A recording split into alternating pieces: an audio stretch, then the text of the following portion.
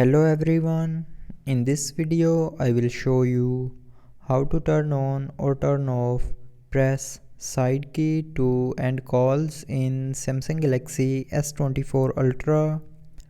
So before starting the video, don't forget to subscribe the channel and also press the bell icon. So first of all, open settings.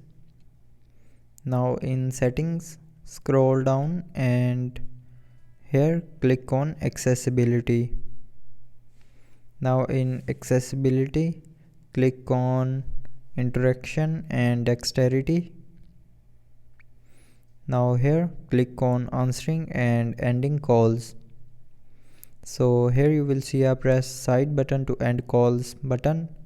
So if you want to turn on press side key to end calls, then turn on this button. And after turning on this button, you can end your calls by just simply clicking your side key.